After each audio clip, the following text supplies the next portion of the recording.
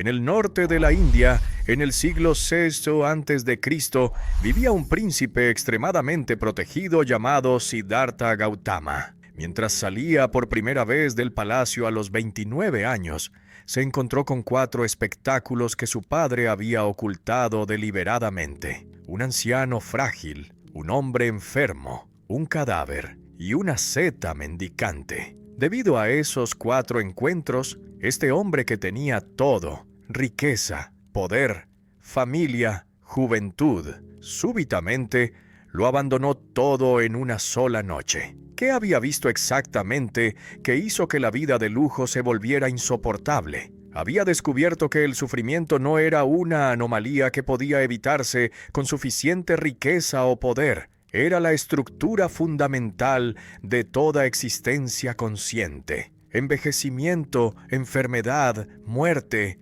inevitables para todos, sin excepción. Pero el cuarto encuentro, el asceta que parecía en paz a pesar de no tener nada, le mostró algo más perturbador, que quizás existía una salida, no a través de más placeres, más distracciones, más seguridad, sino a través de un camino radicalmente opuesto. Siddhartha pasó 6 años probando el ascetismo más extremo, casi muriendo de hambre, buscando la liberación a través del sufrimiento voluntario. Fracasó. Entonces hizo algo revolucionario. Rechazó tanto la vida de placer del palacio como la vida de autotortura de la asceta y descubrió un camino medio. La noche que se sentó bajo el árbol y juró no levantarse hasta comprender la naturaleza del sufrimiento, algo cambió en su conciencia. Capítulo 1. Los 4 encuentros. El descubrimiento de que la vida es sufrimiento. Un príncipe de 29 años había vivido toda su existencia en una prisión dorada, donde cada señal de dolor había sido cuidadosamente eliminada. Ningún anciano cruzaba los jardines del palacio. Ningún enfermo gemía en las calles que recorría. Ningún funeral interrumpía las celebraciones perpetuas que su padre organizaba para mantenerlo distraído. Esta negación elaborada del sufrimiento no era crueldad, sino amor desesperado. El rey había recibido la profecía de que su hijo abandonaría el trono si alguna vez confrontaba la verdad sobre la condición humana. La ilusión perfecta se quebró durante un paseo cuando un anciano temblando sobre un bastón cruzó el camino. El príncipe observó el cuerpo encorvado, la piel arrugada, los movimientos vacilantes. ¿Qué le ha ocurrido a este hombre? La respuesta del sirviente fue simple pero devastadora. Envejeció. Esto les ocurre a todos. No era enfermedad particular, ni accidente evitable, sino el proceso universal que ningún privilegio puede detener. El joven que se había visto en los espejos como el cuerpo perfecto, reconoció por primera vez que este cuerpo se deteriorará inexorablemente hasta volverse como el del anciano que observaba con horror creciente. Un enfermo, tirado en la calle, profundizó la revelación pocos días después. El cuerpo consumido por la aeta. Fiebre, la piel amarillenta, gemía sin que nadie lo ayudara. ¿Qué le ocurrió? La respuesta fue igualmente terrible. Está enfermo. Esto puede ocurrir a cualquiera, en cualquier momento.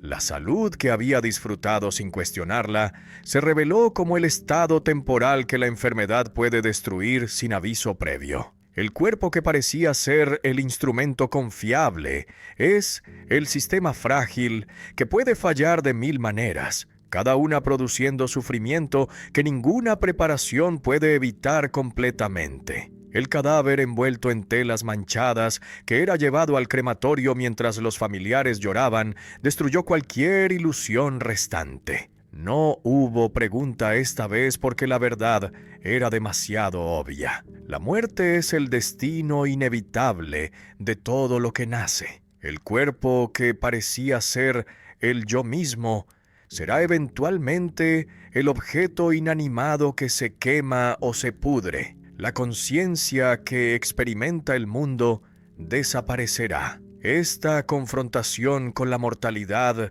propia mediante la observación de la muerte ajena genera la angustia que ninguna filosofía consoladora puede eliminar sin mentir. Pero el asceta que caminaba con el rostro sereno cambió la desesperación en posibilidad. Los ojos claros, la postura erguida a pesar de las privaciones evidentes. ¿Cómo puede ser tranquilo cuando también envejecerá, enfermará, morirá? La respuesta fue enigmática, pero reveladora. Ha renunciado al mundo para buscar la liberación del sufrimiento. Esta respuesta no explicaba cómo la liberación es posible, pero establecía que algunos creen que es posible y dedican las vidas completas a buscarla. Lo que comenzó como el privilegio de un príncipe se transformó en la maldición del conocimiento. Había descubierto lo que todos saben, pero prefieren ignorar.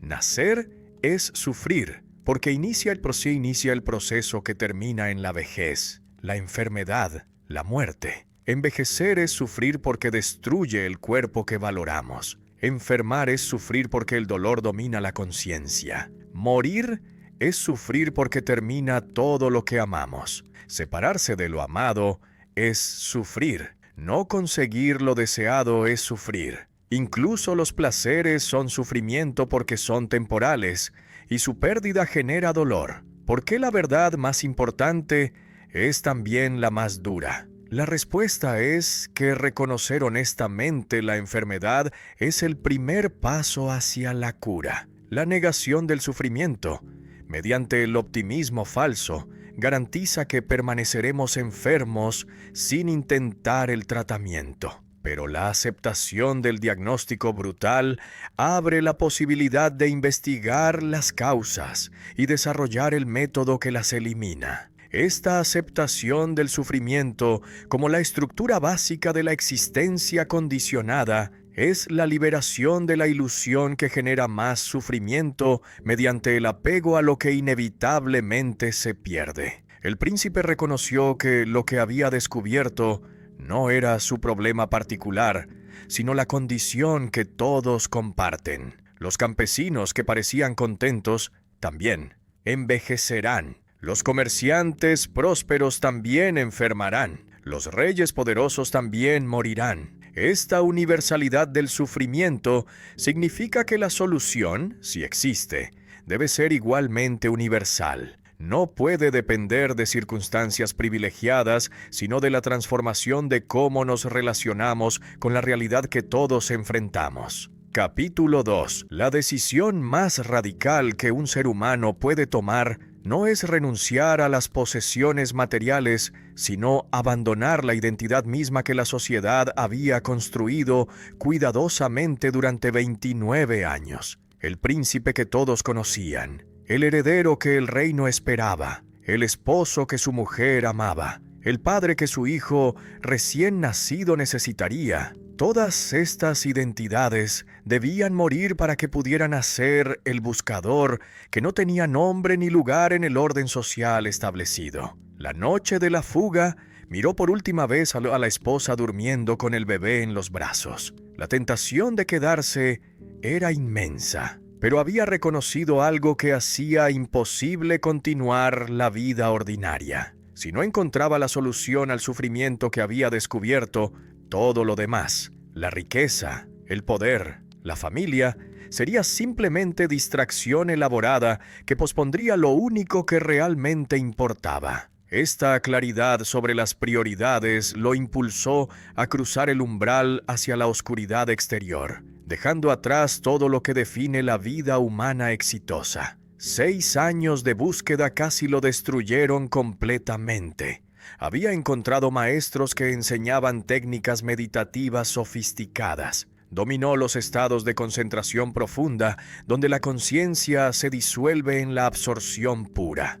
Pero reconoció que estos estados, aunque placenteros, no eliminaban el sufrimiento, sino que lo suspendían temporalmente. Cuando la meditación terminaba, el sufrimiento regresaba. Necesitaba algo más radical. No la suspensión temporal, sino la extinción permanente de las causas del sufrimiento. La mortificación extrema fue el siguiente experimento. Si el cuerpo era la fuente del deseo que causaba el sufrimiento, entonces destruir el cuerpo mediante la privación total debería eliminar el deseo. Redujo la comida hasta casi nada. El cuerpo se volvió esquelético. La piel se pegó a los huesos.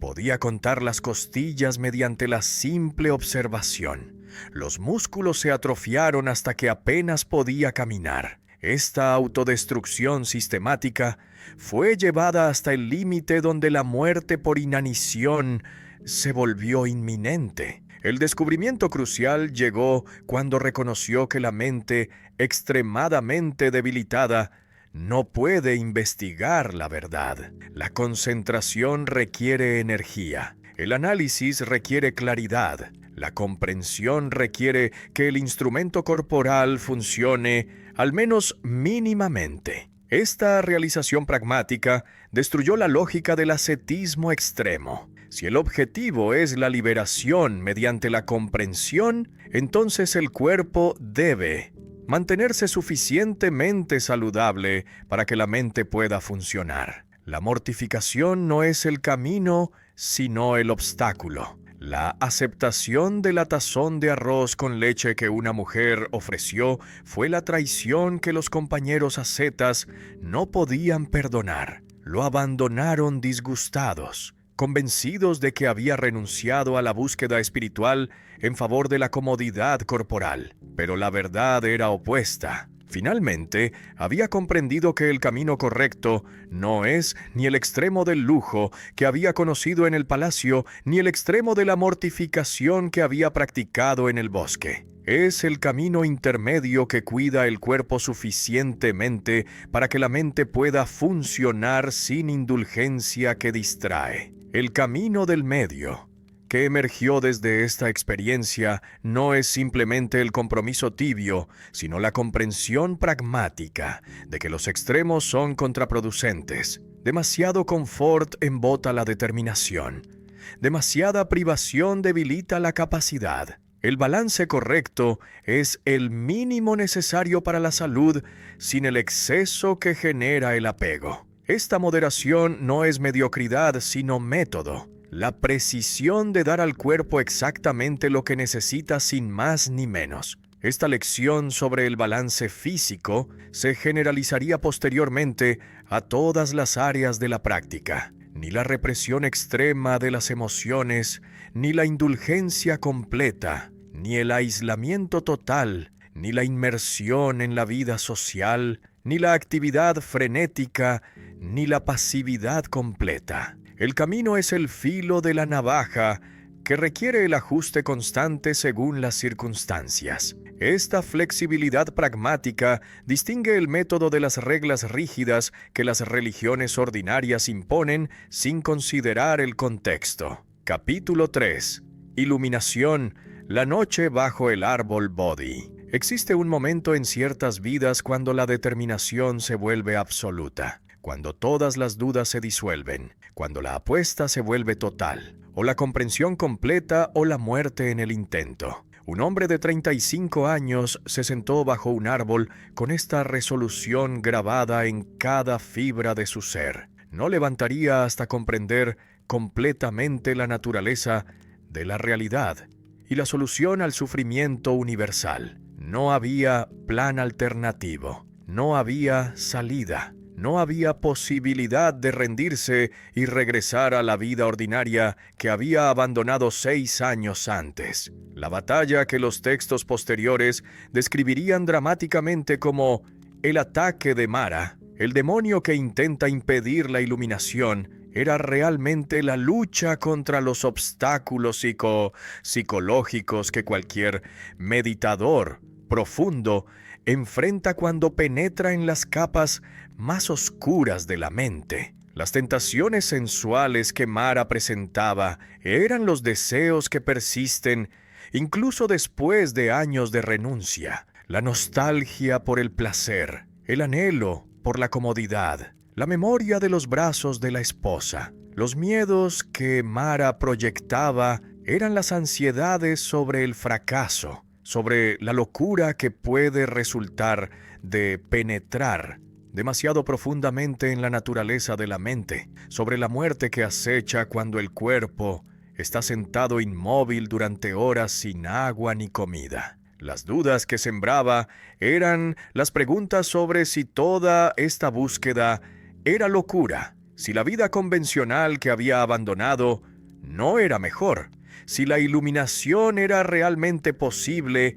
o solo ilusión que justifica la evasión de las responsabilidades sociales. La meditación que continuó durante toda la noche no era simplemente la concentración en un objeto, sino la investigación sistemática de la naturaleza de la experiencia misma. Observar el cuerpo con atención meticulosa, hasta que la distinción entre observador y observado comienza a difuminarse. Luego las sensaciones que surgen y desaparecen continuamente sin que ninguna permanezca idéntica por 2 instantes consecutivos. Después los pensamientos y las emociones que aparecen espontáneamente, sin que haya agente que los produzca deliberadamente. La fase más radical llegó cuando observó la conciencia misma, que observa todo lo anterior. Esta autoobservación revela algo asombroso. La conciencia también es proceso que cambia según lo que surge en cada momento. No es el testigo permanente, sino el flujo que se transforma con lo observado. Esta revelación destruye la última fortaleza donde el yo podría esconderse. Si incluso la conciencia es impermanente, entonces, ¿dónde está el yo que supuestamente experimenta? Al amanecer, cuando la estrella matutina apareció en el horizonte, algo cambió irreversiblemente. No hubo truenos ni luces celestiales. Simplemente abrió los ojos y sonrió.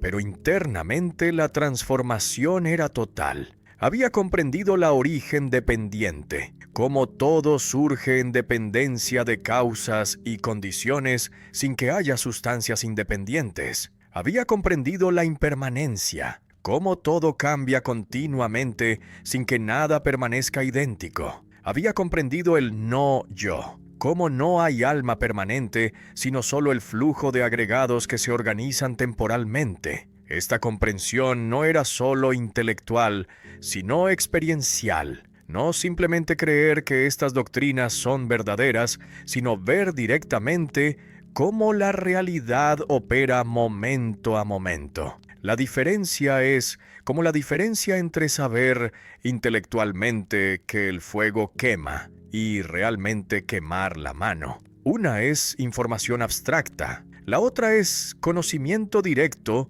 que transforma cómo nos relacionamos con el fuego para siempre. El momento después de la iluminación, cuando consideró si debía intentar enseñar lo que había comprendido, revela la duda sobre si la comunicación es posible. La experiencia que tuvo era tan radicalmente diferente de la conciencia ordinaria que parecía imposible transmitirla mediante palabras que inevitablemente distorsionan. Pero la compasión que había surgido desde la comprensión profunda de cómo todos sufren lo impulsó a intentar. Aunque pocos comprenderán completamente, algunos podrán beneficiarse parcialmente. El sufrimiento universal merece el intento, incluso cuando la mayoría lo rechazará o lo malentenderá. Capítulo 4. Las 4 nobles verdades.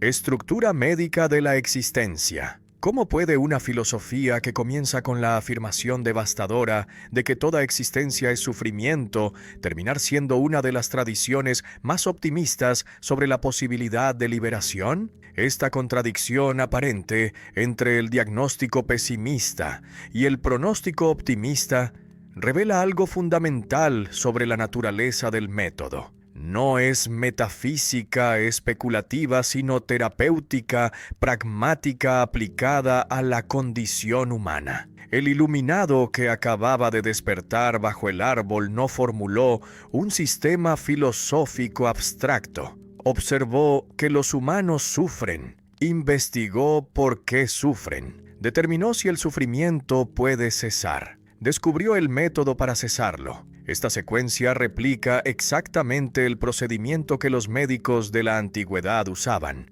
identificar la enfermedad, diagnosticar la causa, determinar si es curable, prescribir el tratamiento. La estructura médica de las 4 nobles verdades no es metáfora sino descripción literal del método. El sufrimiento existe y es inherente a la existencia condicionada. Esta no es simplemente la observación obvia de que hay dolor en el mundo, sino la afirmación radical de que incluso los placeres contienen sufrimiento porque son impermanentes. El placer que experimentas ahora lleva la semilla del dolor futuro porque sabes que no durará, porque te apegas a él desesperadamente, porque su ausencia se experimentará como privación. Esta penetración más allá del placer superficial hacia el sufrimiento que contiene requiere la honestidad brutal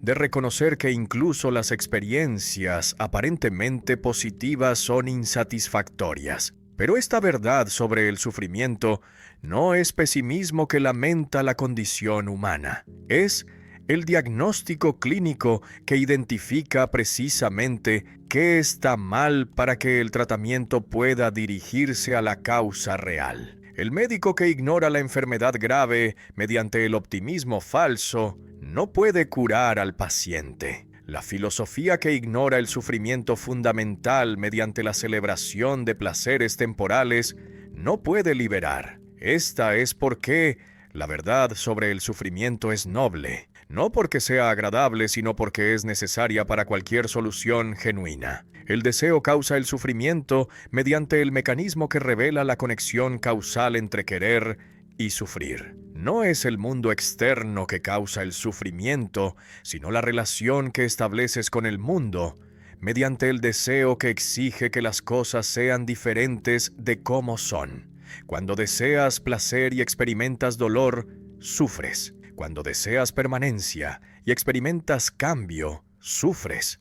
Cuando deseas control y experimentas impotencia, sufres. El patrón común es que el sufrimiento emerge desde la brecha entre cómo quieres que sea la realidad y cómo realmente es. Esta identificación del deseo como causa es el diagnóstico que hace posible el tratamiento, porque las causas pueden eliminarse, mientras que los efectos inevitables no pueden. Si el sufrimiento resultara de condiciones externas que no podemos cambiar, estaríamos condenados a sufrir permanentemente. Pero si resulta de procesos internos que podemos modificar mediante el entrenamiento apropiado, entonces la liberación es posible. Esta es la transición desde el diagnóstico pesimista hacia el pronóstico optimista. La cesación del sufrimiento es posible mediante la eliminación de su causa. Esta afirmación que transforma la desesperación en esperanza no es fe religiosa sino conclusión lógica. Si el deseo causa el sufrimiento, entonces la extinción del deseo causa la cesación del sufrimiento. La lógica es simple, pero la implementación es extremadamente difícil, porque el deseo es tan fundamental a la experiencia ordinaria que eliminarlo requiere la transformación completa de cómo nos relacionamos con la realidad. El noble camino óctuplo es el tratamiento que elimina la causa del sufrimiento. No es mandamiento divino que debe obedecerse por fe, sino método pragmático que puede verificarse mediante la práctica. Las 8 componentes se organizan en 3 categorías que se refuerzan mutuamente: sabiduría, que comprende la realidad correctamente; ética, que organiza la conducta apropiadamente; meditación, que entrena la mente efectivamente.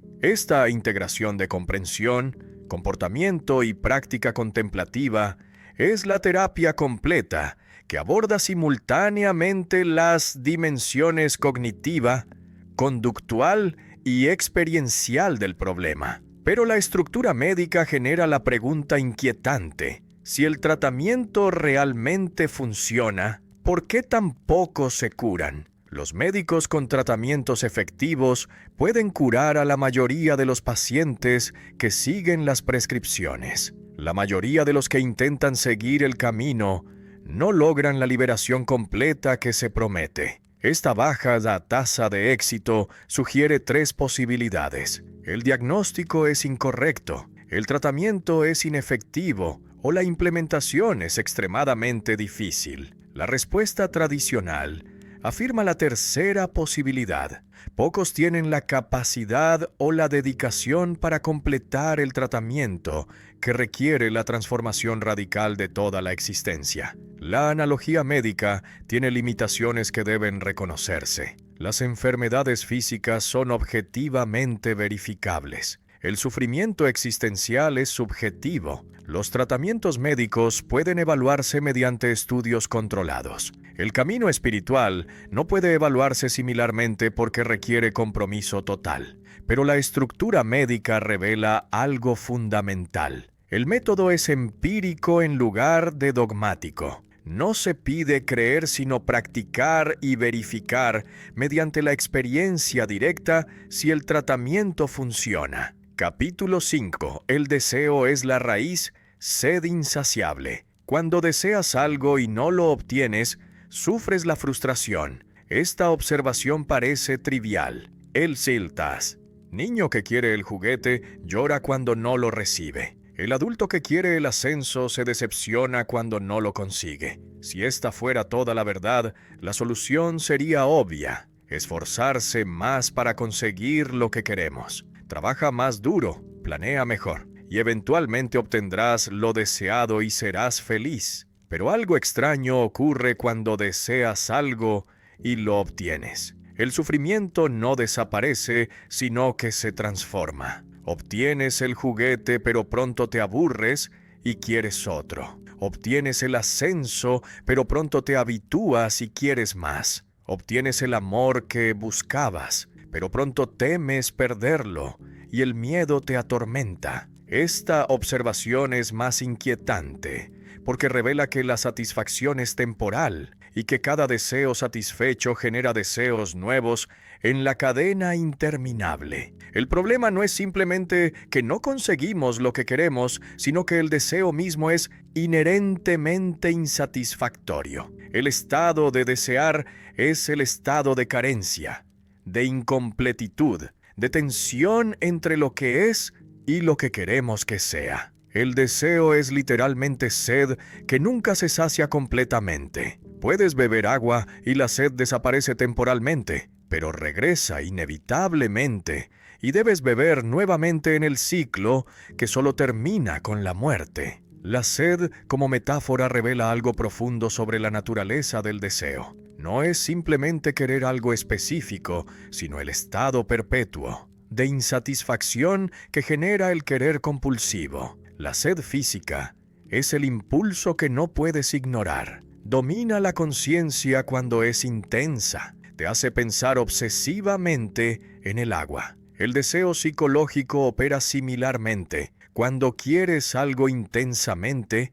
domina tu mente. No puedes pensar en otra cosa. La conciencia se estrecha hasta que todo se vuelve instrumental para satisfacer el deseo. Hay tipos diferentes de deseo que parecen requerir análisis separados, pero que comparten la misma estructura. El deseo de placer sensorial es el más obvio. Quieres comida deliciosa, experiencias sexuales, comodidad física. El deseo de existencia es más sutil. Quieres continuar viviendo. Quieres que la identidad que construiste persista. Quieres que los proyectos que iniciaste se completen. El deseo de no existencia es el más paradójico. Quieres que el dolor termine. Quieres que las situaciones desagradables desaparezcan. Quieres aniquilar lo que te molesta. Estos 3 tipos de deseo parecen opuestos, pero todos son formas de no aceptación de lo que es. Todas son resistencia contra la realidad tal como se presenta momento a momento. El deseo de placer quiere que las sensaciones agradables estén presentes. El deseo de existencia quiere que el yo continúe en el futuro. El deseo de no existencia quiere que ciertos aspectos de la experiencia desaparezcan. La unificación es que todos exigen que la realidad sea diferente de lo que es. El deseo genera sufrimiento no solo cuando no se satisface, sino incluso cuando se satisface porque la satisfacción es impermanente y porque el apego a la satisfacción genera el miedo de la pérdida. Esta es la lección que la experiencia enseña repetidamente, pero que nos negamos a aprender. Obtenemos lo que queremos y somos felices brevemente. Luego la felicidad se desvanece dejando solo el deseo del próximo objeto. El ciclo se repite infinitamente sin que lleguemos más cerca a la satisfacción permanente que realmente buscamos. La pregunta obvia es, ¿cómo podemos vivir sin desear cuando el deseo parece ser lo que motiva toda acción? Si eliminamos completamente el deseo, ¿no nos volvemos pasivos, incapaces de actuar, indiferentes a todo? Esta objeción es seria porque parece que el análisis del deseo como causa del sufrimiento conduce a la conclusión de que debemos volvernos vegetales que no quieren nada, no hacen nada, no se preocupan por nada. Esta vida sin deseo parece ser muerte psicológica. La respuesta distingue entre deseo como ansia que genera sufrimiento y motivación sana que permite la acción efectiva sin apego a los resultados. Podemos actuar para lograr objetivos sin estar apegados emocionalmente al éxito o al fracaso. Podemos preferir ciertos resultados sin sufrir cuando no ocurren. Podemos trabajar diligentemente mientras aceptamos que el control completo es imposible. Esta posibilidad de acción sin apego es la clave que permite la vida activa después de la extinción del deseo entendido como ansia insaciable. Pero surge el paradojo más profundo que ha inquietado a los comentadores durante milenios. Si el deseo causa el sufrimiento y debe eliminarse, entonces, ¿qué hacemos con el deseo de eliminar el deseo? Este deseo de liberación es el motivador que impulsa la práctica entera. Sin él, nadie seguiría el camino. Pero si es deseo genuino, entonces, según la teoría, debería causar sufrimiento, y por tanto, debería eliminarse también. Esta circularidad amenaza con hacer la liberación imposible porque el intento mismo de liberarse es una forma del apego. La solución que se propone es que el deseo de liberación es la espina que se usa para remover otras espinas y que debe descartarse después de que cumple su función. Es el medicamento que cura la enfermedad pero que no debe tomarse después de la cura. Es el bote que se usa para cruzar el río, pero que debe abandonarse en la orilla opuesta en lugar de cargarlo durante el resto del viaje. Estas metáforas sugieren que el deseo de liberación es provisional en lugar de permanente, útil en las etapas iniciales, pero superfluo después de la realización. Capítulo 6. El yo no existe. Negación radical de la identidad. La doctrina más radical que cualquier filosofía haya propuesto no es que Dios no existe, ni que el alma es mortal, ni que el libre albedrío es ilusión. Es que tú no existes, no en el sentido trivial de que eventualmente morirás, sino en el sentido profundo de que nunca exististe en primer lugar. Lo que llamas yo es la ficción útil, la construcción convencional, el patrón temporal que no refiere a ninguna sustancia permanente que podría llamarse tú. Esta negación del yo contradice tan completamente la experiencia ordinaria que incluso quienes la estudian durante años frecuentemente no la comprenden o la rechazan como absurdo nihilista. La certeza más básica que todos poseemos es que existimos como el sujeto que experimenta, que piensa, que actúa. Descartes construiría toda la filosofía moderna sobre esta certeza. Pienso, luego existo. Pero la enseñanza que emergió bajo el árbol Bodhi niega esta certeza fundamental mediante un análisis que busca el yo y no encuentra nada sólido. ¿Dónde está el yo que supuestamente existes? La búsqueda comienza con la pregunta simple que requiere respuesta antes de continuar. Si el yo existe, debe ser encontrarle en alguna parte. Busquémoslo sistemáticamente. ¿Es el cuerpo? No puede ser porque el cuerpo cambia constantemente mediante la renovación celular, el envejecimiento, las transformaciones. Pero piensas que el yo permanece idéntico a pesar de estos cambios. El cuerpo que tienes ahora no es el mismo que tenías a los 10 años. Ninguna célula es la misma, pero afirmas ser la misma persona. ¿Es alguna parte específica del cuerpo, como el cerebro? Tampoco puede ser porque podemos imaginar la pérdida de extremidades o incluso órganos sin perder el sentido del yo. Los amputados no sienten que han perdido parte del yo, sino que han perdido parte del cuerpo que el yo posee. Esta distinción entre yo y cuerpo que la experiencia sugiere indica que el yo no puede ser el cuerpo ni ninguna parte del cuerpo. ¿Es la mente entonces? Los pensamientos que tenías hace un minuto ya desaparecieron. Las memorias se modifican cada vez que las recuerdas. La personalidad evoluciona tanto durante la vida que quien eres a los 60 es radicalmente diferente de quien eras a los 6. Si el yo fuera la mente, entonces, ¿cuál mente? ¿La de qué momento? No hay contenido mental que persista sin cambio a través de toda la vida que podría identificarse como el yo permanente. Es la conciencia misma entonces, no los contenidos que cambian, sino el sujeto que permanece constante, observando todos los cambios. Esta propuesta parece más prometedora porque la conciencia parece ser la constante a través de todas las experiencias variadas, pero el análisis más cuidadoso mediante la meditación profunda revela que la conciencia también cambia según lo que surge en cada momento. La conciencia del dolor es diferente de la conciencia del placer. La conciencia durante el sueño profundo es diferente de la conciencia durante la vigilia. No hay conciencia pura sin objeto.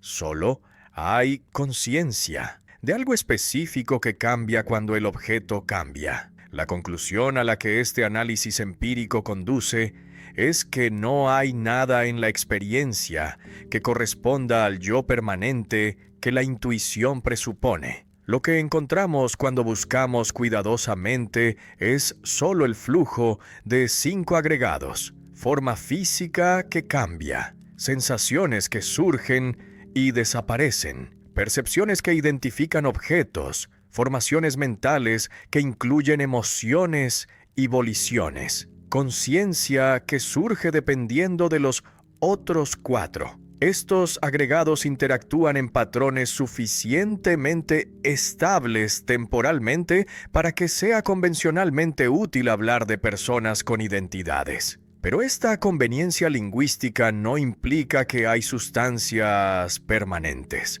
La objeción más fuerte es que la negación del yo es refutable. Quien afirma que el yo no existe debe existir para hacer la afirmación. La negación presupone el yo que niega. Esta objeción parece devastadora. La respuesta es que la afirmación no es que nada existe, sino que no existe el yo permanente e independiente que la intuición presupone. Lo que existe es el proceso convencional que llamamos persona, pero que no tiene núcleo permanente. La afirmación puede hacerse por el proceso, sin que el proceso tenga que ser una sustancia. Otra objeción seria es que la doctrina hace la responsabilidad moral imposible. Si no hay yo que persiste desde el momento de la acción hasta el momento de la consecuencia, entonces, ¿cómo puede la persona que experimentará las consecuencias ser responsable por las acciones que una configuración diferente de los agregados realizó? La respuesta es que la continuidad causal entre los agregados en el momento de la acción y los agregados en el momento de la consecuencia es suficiente para la responsabilidad sin requerir identidad sustancial. El río que fluye hoy es causalmente continuo con el río de ayer, aunque el agua sea diferente. La objeción más profunda es que la doctrina contradice la experiencia directa del yo como centro de la experiencia. Cuando digo tengo dolor, experimento directamente que hay un yo que posee el dolor. Cuando decido actuar, experimento directamente que soy el agente que inicia la acción. Esta experiencia fenomenológica del yo parece ser evidencia más fuerte que cualquier argumento filosófico contra su existencia. La respuesta que la tradición desarrolla es que la experiencia del yo es real como experiencia, pero que la interpretación de esta experiencia como evidencia de una sustancia permanente es errónea. Lo que experimentamos es la construcción momento a momento del sentido del yo mediante procesos cognitivos que operan tan rápidamente que parecen instantáneos. Esta construcción es tan omnipresente que parece dada en lugar de fabricada. Pero la meditación profunda puede revelar cómo el sentido del yo surge dependiendo de condiciones. Esta revelación no es argumento teórico, sino percepción directa, que transforma cómo nos relacionamos con la experiencia para siempre. Capítulo 7. Todo es impermanente, la ley inexorable. Inexorable. ¿Cómo puede algo ser simultáneamente la verdad más obvia y la más negada? Esta contradicción define nuestra relación con la impermanencia. Todos sabemos que todo cambia. El niño se vuelve adulto, el cuerpo joven envejece, las civilizaciones se levantan y caen, las montañas se erosionan, las estrellas se apagan. Esta verdad es tan evidente que afirmarla parece insultar la inteligencia. Y sin embargo, vivimos como si las cosas que valoramos fueran permanentes. Compramos seguros como si pudiéramos proteger lo que inevitablemente se perderá. Hacemos promesas de amor eterno como si las emociones no fluctuaran. Construimos imperios como si fueran inmortales. Esta brecha entre lo que sabemos intelectualmente y cómo vivimos emocionalmente es el abismo que la doctrina de la impermanencia intenta cerrar mediante la demostración de que no es suficiente conocer que todo cambia. Debemos experimentar esta verdad tan profundamente que transforme cómo nos relacionamos con cada aspecto de la existencia. La ley no es simplemente la observación de que las cosas eventualmente cambian, sino la afirmación radical de que todo cambia en cada instante sin excepción. No es que el cuerpo permanece estable durante días y luego cambia repentinamente. Es que las células mueren y nacen continuamente en cada segundo. No es que la mente permanece quieta durante minutos y luego tiene un pensamiento nuevo. Es que los pensamientos surgen y desaparecen tan rápidamente que miles pueden pasar en un minuto.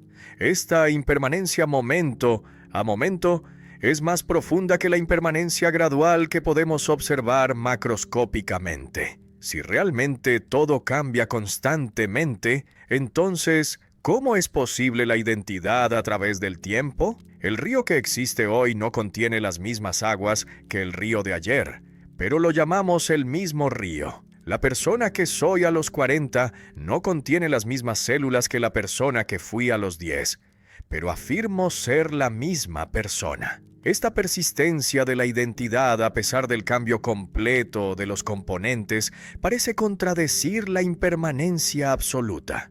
La resolución es que la identidad es convención útil en lugar de realidad metafísica. Es conveniente hablar del mismo río para propósitos prácticos de navegación y comercio. Es necesario hablar de la misma persona para propósitos legales y morales de responsabilidad. Pero estas conveniencias lingüísticas no implican que hay sustancias que permanecen idénticas a través del cambio. La identidad es el patrón suficientemente estable que reconocemos mediante la comparación, no la sustancia permanente que persiste sin alteración.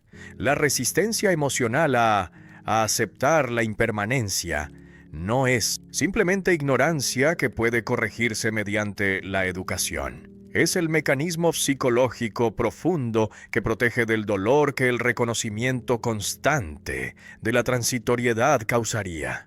Si realmente aceptáramos momento a momento que cada experiencia agradable está desapareciendo, incluso mientras la disfrutamos, que cada persona amada está muriendo gradualmente, que cada logro será eventualmente olvidado, esta conciencia constante de la pérdida sería paralizante. Por tanto, desarrollamos filtros que nos permiten ignorar la impermanencia suficientemente para funcionar. Pero estos filtros también nos atrapan en el sufrimiento, porque el apego a lo impermanente es la causa del dolor cuando lo inevitable finalmente ocurre. Queremos que dure lo que no puede durar. Nos aferramos a lo que se escapa entre los dedos. Luchamos contra el cambio que es la naturaleza misma de la realidad. Esta lucha fútil genera el sufrimiento que podría evitarse mediante la aceptación. La muerte no es la excepción a la vida, sino la regla constante que opera en cada momento. Esta es la inversión que desafía completamente el pensamiento ordinario que trata la muerte como el evento que ocurre al final de la vida. Pero cada momento es muerte de lo que existía en el momento anterior.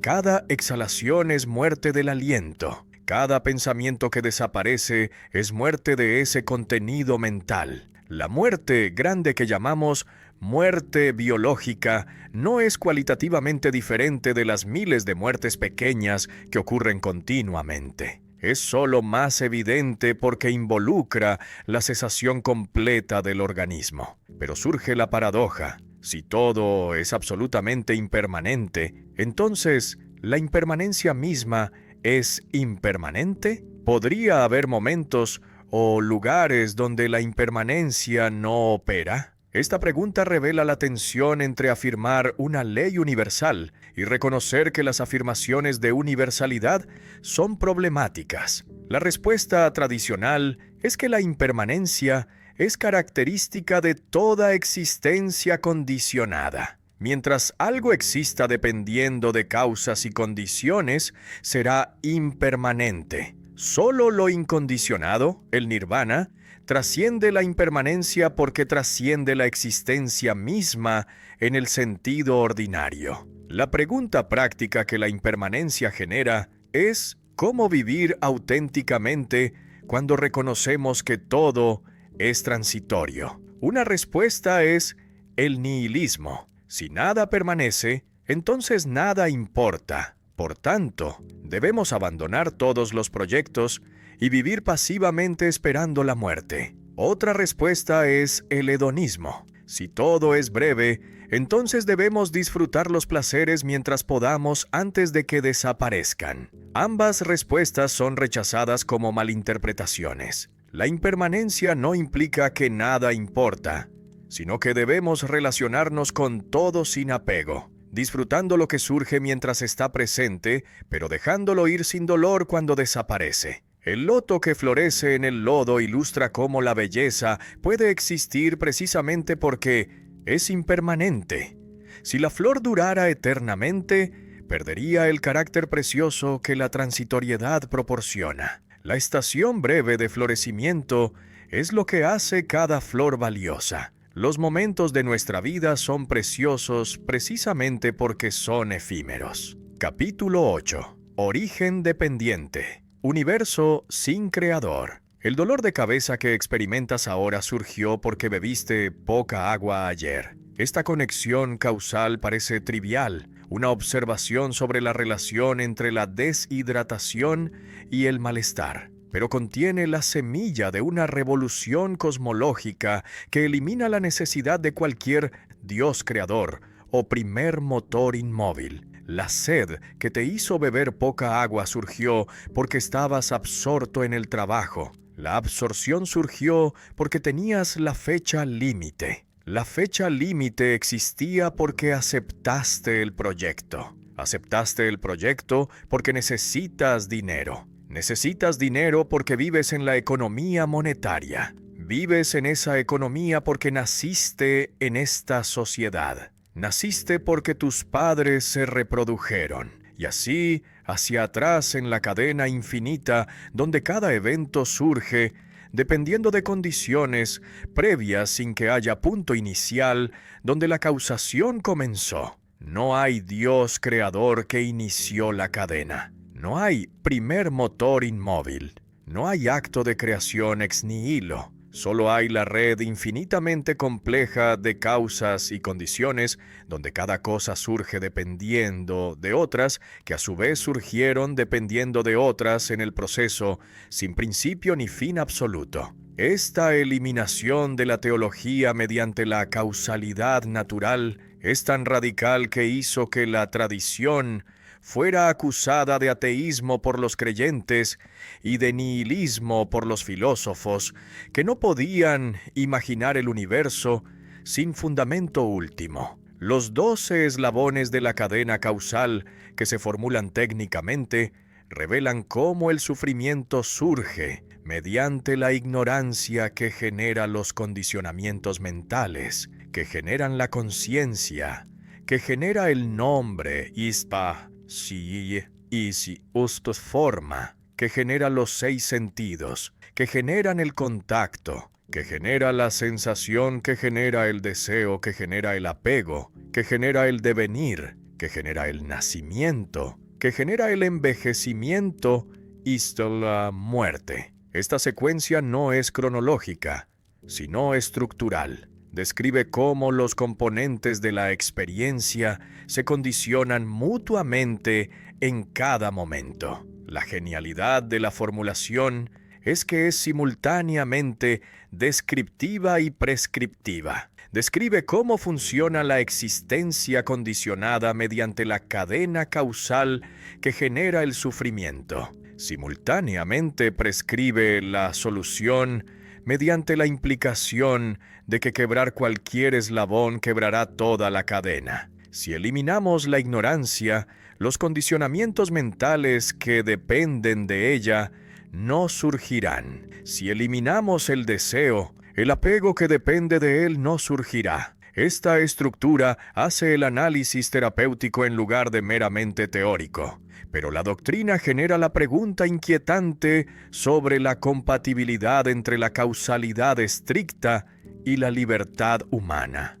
Si todo surge dependiendo de causas y condiciones previas, entonces, ¿cómo podemos ser libres para cambiar? Si estamos determinados completamente por los condicionamientos pasados, entonces, ¿cómo podemos romper los patrones que generan sufrimiento? Esta tensión entre el determinismo causal y la liberación posible es la contradicción aparente que debe resolverse. La respuesta que se desarrolla es que las causas y condiciones no determinan los efectos de manera absolutamente necesaria, sino que los hacen más o menos probables. El condicionamiento pasado crea las tendencias que influyen fuertemente el comportamiento presente, pero no lo fijan irreversiblemente.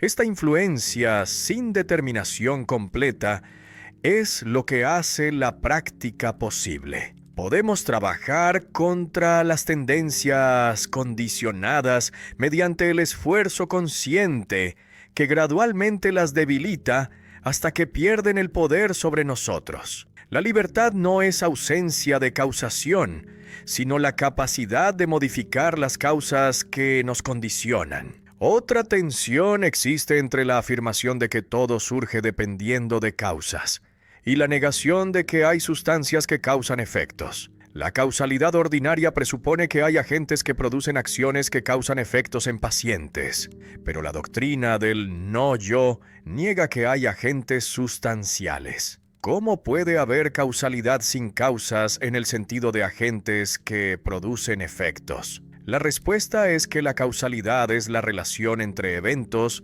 en lugar de la relación entre sustancias. No es que las sustancias permanentes interactúan causalmente, sino que los procesos se condicionan mutuamente sin que haya sustancias que subyacen a los procesos. La formulación más sofisticada distingue entre 4 tipos de condiciones que operan simultáneamente en la génesis de cualquier evento. La causa principal, que es la condición más importante. Las condiciones auxiliares que apoyan la causa principal. La condición inmediatamente precedente que crea el espacio temporal. La condición dominante que determina cuál aspecto del potencial se actualiza. Esta multiplicidad de condiciones explica por qué la predicción es difícil, incluso cuando la causalidad es estricta. El resultado depende de la configuración compleja de múltiples factores que rara vez podemos conocer completamente. La cosmología que emerge desde la doctrina del origen dependiente es radicalmente diferente de las cosmologías teológicas que dominaban el pensamiento antiguo. No hay creador benevolente que diseñó el universo para el bien humano. No hay propósito cósmico que da significado a la existencia. No hay destino predeterminado que garantiza que la historia avanza hacia el bien. Solo hay el proceso sin sujeto, donde todo surge y desaparece según causas y condiciones, sin que haya inteligencia directora ni meta final. Pero la ausencia de un creador no significa que el universo es caótico o arbitrario. Las leyes causales que gobiernan cómo los eventos se condicionan mutuamente son regulares y pueden conocerse mediante la observación cuidadosa. Esta regularidad sin legislador es lo que hace la ciencia posible. Podemos descubrir los patrones porque existen, pero no necesitamos postular un diseñador que impuso los patrones desde fuera. La regularidad emerge desde la naturaleza misma de los procesos, en lugar de ser impuesta externamente. Capítulo 9. Karma. Acción y consecuencia sin juez divino. El karma no es destino. Esta afirmación debe hacerse inmediatamente y enfáticamente porque el malentendido más común reduce la doctrina al fatalismo, que niega la libertad y que justifica la injusticia mediante la afirmación de que las víctimas merecen el sufrimiento que experimentan por los pecados de vidas anteriores. Esta distorsión traiciona completamente el sentido original, que era liberador en lugar de opresivo, que afirmaba la responsabilidad en lugar de negarla, que proveía el método para transformar el futuro en lugar de aceptar pasivamente el presente como inevitable. ¿Cómo llegamos desde la palabra sánscrita, que significa simplemente acción, hasta la doctrina compleja que conecta las acciones presentes con consecuencias futuras que pueden extenderse a través de múltiples vidas? Para comprender la trayectoria debemos distinguir 3 sentidos del término que frecuentemente se confunden. Karma como acción intencional que distingue el movimiento voluntario del involuntario. Solo las acciones que elegimos deliberadamente generan karma. Los movimientos reflejos, los accidentes, las acciones forzadas no cuentan porque carecen de la intención, que es el componente moral esencial. Karma como la ley natural que conecta las acciones con consecuencias sin requerir juez divino que recompensa el bien y castiga el mal. Esta naturalización de la justicia era revolucionaria en el contexto donde la mayoría creía que los dioses determinaban quién prosperaba y quién sufría según los caprichos divinos que no seguían principios morales comprensibles. La afirmación de que las consecuencias fluyen naturalmente desde las acciones mediante leyes impersonales eliminaba la necesidad de apelar a los dioses y hacía la moralidad independiente de la teología. Karma, como las tendencias acumuladas que condicionan las acciones futuras sin determinarlas absolutamente. Cada acción intencional no solo produce consecuencias externas, sino que también modifica las disposiciones internas que hacen ciertas acciones futuras más o menos probables. El que miente habitualmente desarrolla la tendencia a mentir que hace la honestidad más difícil. El que practica la generosidad desarrolla la tendencia a dar que hace el egoísmo menos atractivo. Esta modificación gradual del carácter mediante las acciones repetidas es el mecanismo que conecta el pasado con el futuro, sin postular que el pasado determina el futuro irreversiblemente. Pero la doctrina se complica enormemente cuando se extiende a través de múltiples vidas. Mediante la afirmación de que el karma no resuelto en una vida continúa operando en vidas posteriores hasta que se agota completamente. Esta extensión temporal genera problemas múltiples. Requiere el renacimiento que es empíricamente inverificable. Crea la injusticia aparente donde los inocentes sufren por acciones que no recuerdan haber cometido en vidas que no pueden acceder. Contradice la doctrina del no yo porque parece requerir que hay algo que transmigra de vida a vida. La respuesta al problema de la contradicción con el no yo es que no hay entidad que transmigra sino solo continuidad causal entre los agregados que se disuelven en la muerte y los agregados que se forman en el nacimiento nuevo. La analogía clásica es la llama que pasa de una vela a otra. La segunda llama no es idéntica a la primera, pero está causalmente conectada mediante la transferencia de calor. Similarmente, la persona que nace no es idéntica a la persona que murió, pero está causalmente conectada mediante el karma que condiciona la formación nueva. La respuesta al problema de la injusticia de sufrir por acciones olvidadas es que el sufrimiento no es castigo sino consecuencia natural que puede usarse como oportunidad de purificación. El karma no es el sistema penal donde Dios castiga a los pecadores, sino el sistema educativo donde las consecuencias enseñan las lecciones que eventualmente conducen a la sabiduría. Esta reinterpretación del sufrimiento como pedagógico en lugar de punitivo debería eliminar el resentimiento que el castigo genera, pero requiere la fe en que el sistema es justo, aunque no podamos ver cómo las consecuencias presentes resultan de las acciones pasadas. La respuesta al problema de la verificabilidad es que el renacimiento no es artículo de fe, sino hipótesis empírica que algunos afirman recordar mediante meditación profunda que accede memorias de vidas anteriores. Esta apelación a la experiencia meditativa como evidencia es problemática porque no puede verificarse intersubjetivamente. Los escépticos argumentarán que las supuestas memorias de vidas pasadas son construcciones imaginarias en lugar de recuerdos genuinos. Los creyentes responderán que solo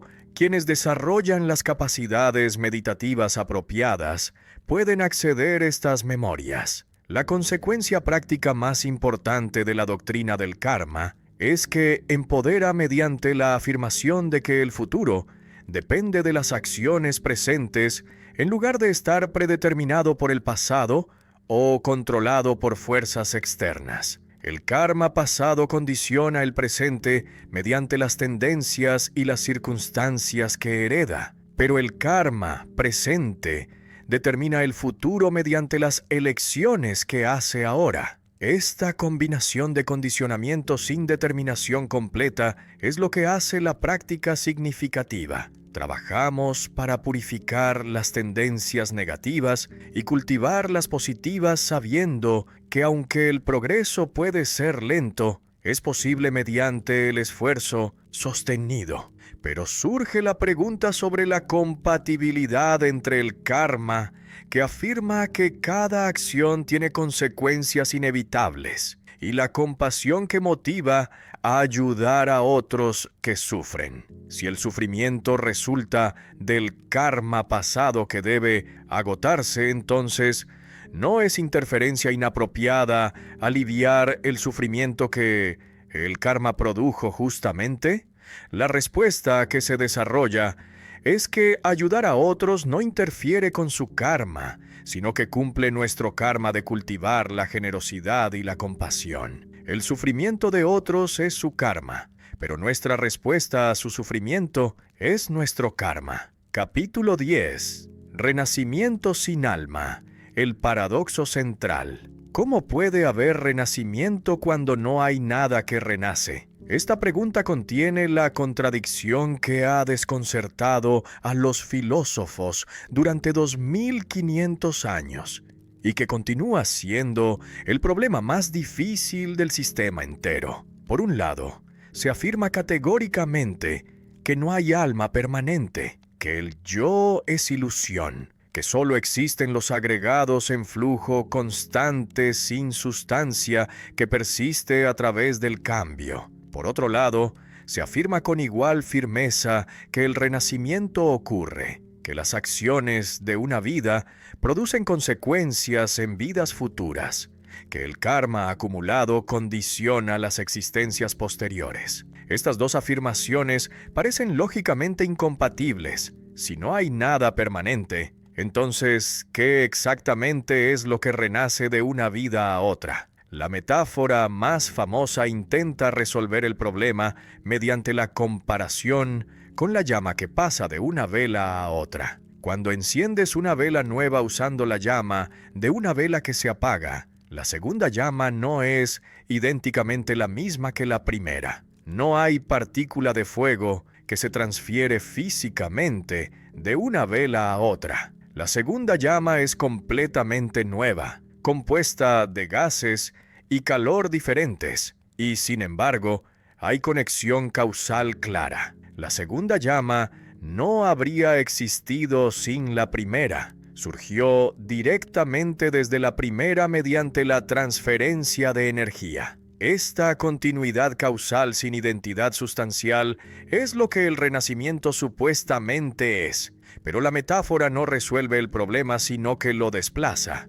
Podemos aceptar que la segunda llama no es idéntica a la primera mientras reconocemos que ambas son llamas, que comparten la esencia común de ser combustión. Si no hay esencia humana común, si no hay naturaleza búdica que persiste, si no hay alma que transmigra, entonces, ¿qué es lo común entre la persona que muere y la persona que nace? No pueden ser los agregados físicos, porque el cuerpo se descompone completamente. No pueden ser los contenidos mentales específicos, porque las memorias no se transfieren. La mayoría no recuerda vidas anteriores. No puede ser la conciencia, porque se afirma que la conciencia también es agregada impermanente que surge dependiendo de condiciones. Lo que continúa es el karma, las tendencias acumuladas, los patrones de comportamiento que se solidificaron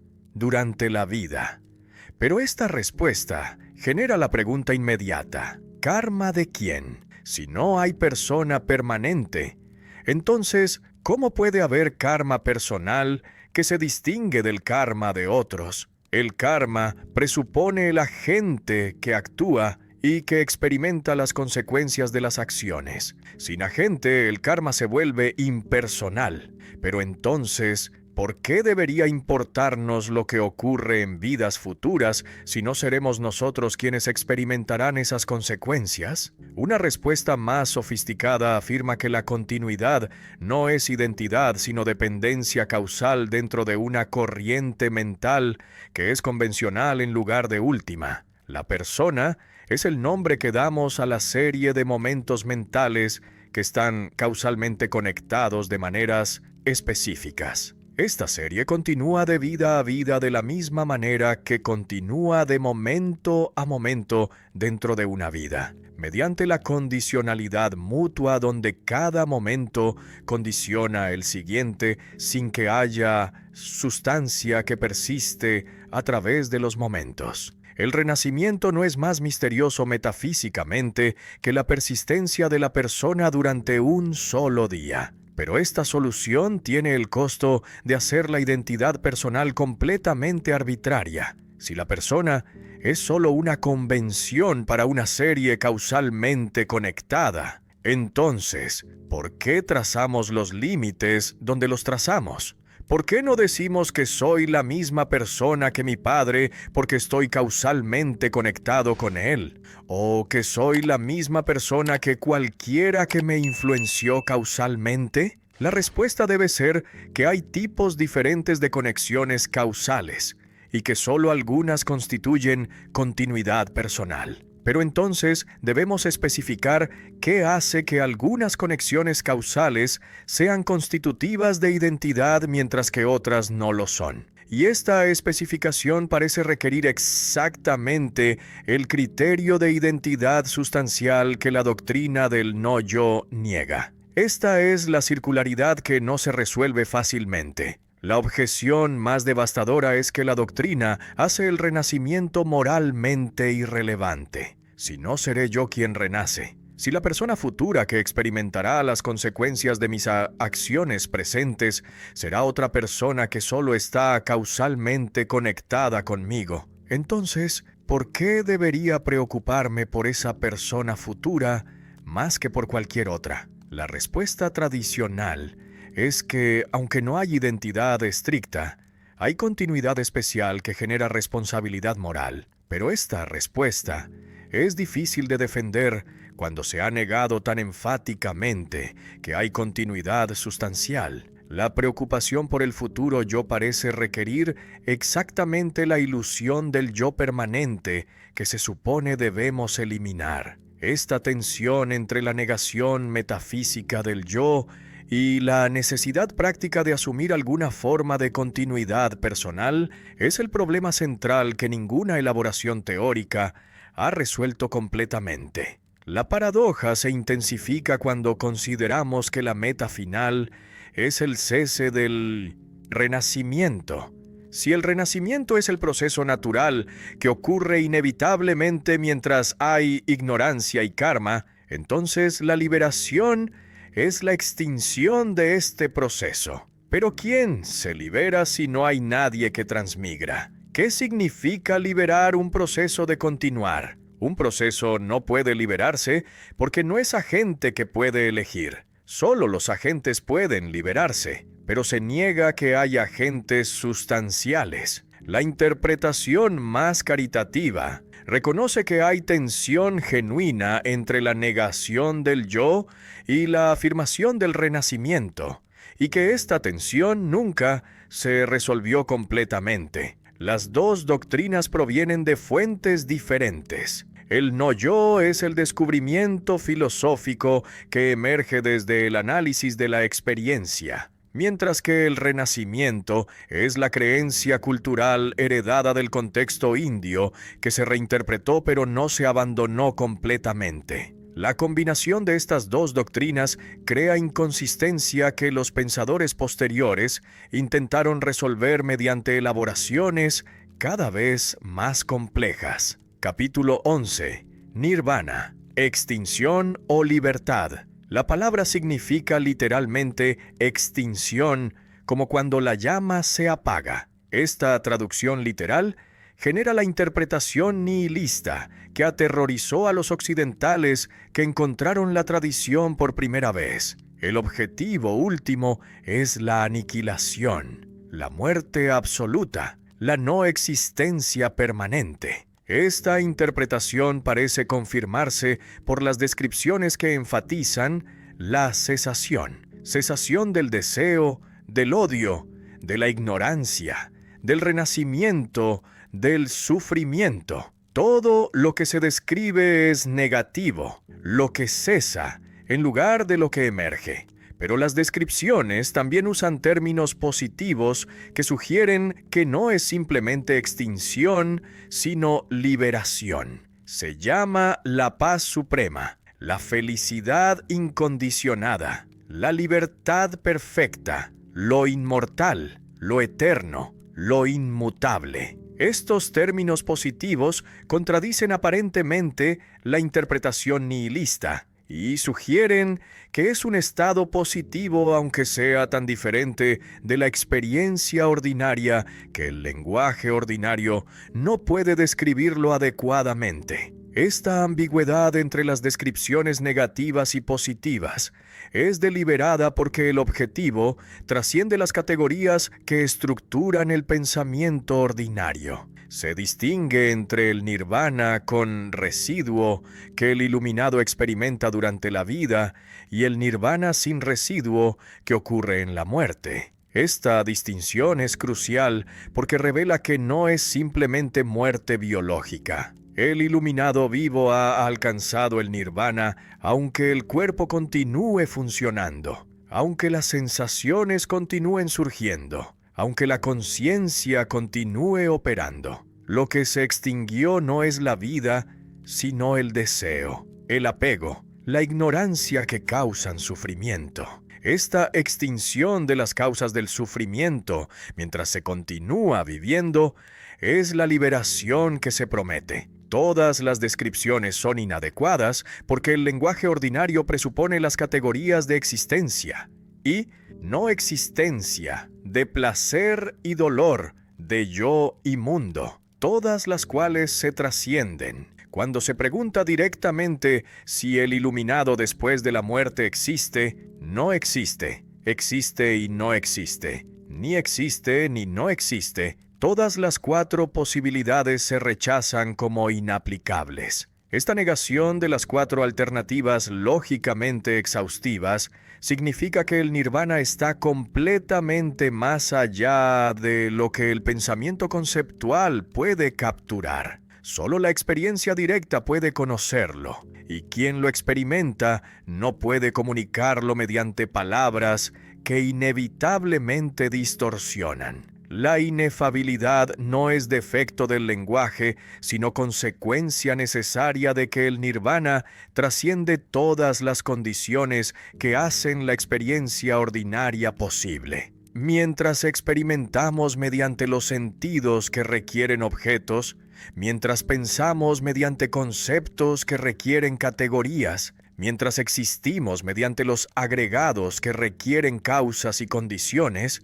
no podemos comprender lo incondicionado que no depende de nada externo. La pregunta práctica que esta inefabilidad genera es cómo podemos buscar una meta que no podemos comprender. Si no sabemos qué es el nirvana, entonces, ¿cómo sabemos que vale la pena buscarlo? ¿Cómo sabemos que no es simplemente la aniquilación que el nihilismo teme? La respuesta tradicional es que aunque la comprensión conceptual completa es imposible, podemos tener vislumbres parciales mediante la meditación profunda que nos dan suficiente confianza para continuar la práctica. Estas experiencias preliminares funcionan como muestras que nos motivan a buscar la realización completa. Pero surge la objeción. ¿Cómo podemos verificar que estas experiencias preliminares son realmente vislumbres del nirvana en lugar de estados alterados de conciencia que no tienen significado metafísico? Sin criterio objetivo para distinguir las experiencias auténticas de las ilusorias, la práctica se vuelve búsqueda ciega que puede estar persiguiendo quimeras. La interpretación nihilista, que reduce el nirvana a la aniquilación completa, no puede refutarse definitivamente porque las descripciones negativas que enfatizan la cesación apoyan esta lectura. Los defensores argumentan que la cesación es solo del sufrimiento, no de la conciencia misma, y que queda algo positivo aunque sea inefable.